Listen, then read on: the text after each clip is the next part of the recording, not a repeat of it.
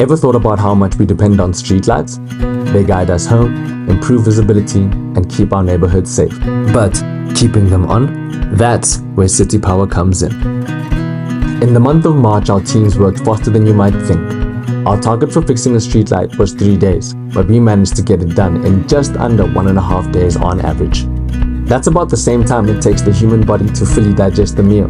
In other words, by the time your lunch had settled, we had already fixed the streetlights.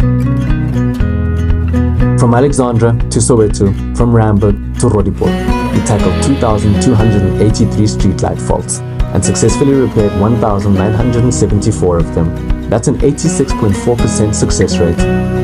To put that into perspective, that's nearly the same success rate as commercial airplane takeoffs and landings worldwide, which one could argue is one of the most safest travel methods known to man. Well, why does this even matter?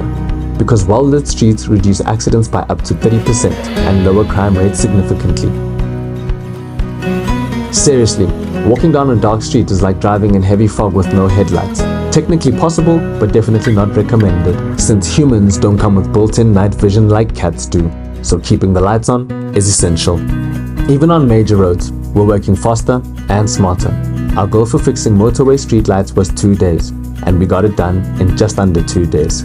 Let's see here. I think that's about the same amount of time it takes for the moon to move 1.2 kilometers in its orbit around the Earth. In other words, while the moon's been busy, so have we.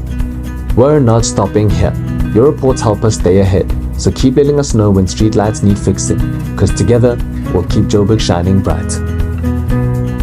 Streetlights aren't just about power. They're about safety, community, and making sure you don't mistake a fire hydrant for a bench in the dark. So, the next time you see a City Power crew out there, give them a nod. They're moving at lightning speed, or close enough to keep Joburg glowing, one street at a time.